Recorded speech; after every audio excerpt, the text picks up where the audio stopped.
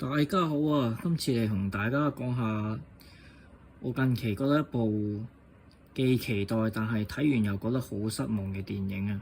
唔知大家對邊部電影係特別期待又特別失望嘅咧？而我個人咧就係對呢部近幾年睇過嘅呢部拿破崙咧係最失望嘅。初時我以為佢會講啦，關於拿破崙嘅成長啊、戰爭啊咁樣。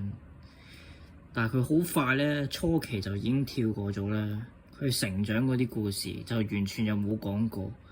咁我以為佢會講啲關於戰爭嘅嘢啊，結果都好快大過，快到連淨係講少少嘅都冇。咁我一路睇啦，我以為佢最重要講嘅係關於佢拿破崙嘅戀愛方面嘅嘢啦。但結果呢方面咧，佢係鋪排都唔夠，好快喺度跳過咗佢同嗰個女主角之間嘅關係，好快又跳到好後期，就一嚟又跳到佢關於佢有外遇啊嗰啲嘢，咁其實成件事咧又冇鋪排啊，咁其實最後我覺得成個體感真係好差，一嚟咧就真係冇佢成長嗰啲嘢啦，又冇戰爭。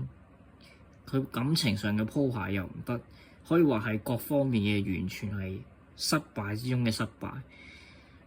呢部作品我覺得係繼呢個近排睇過呢個嘅美國內戰之餘之外咧，最失望嘅其中一部電影嚟。呢部電影即係呢部拿破崙啦，睇咗20分鐘我就已經頂唔順，刪咗佢嚟問下人哋究竟係咪有啲咩爆雷咁啦，或者有啲咩批評啦？因為結果發現咧，全部都係負評，清一色負評。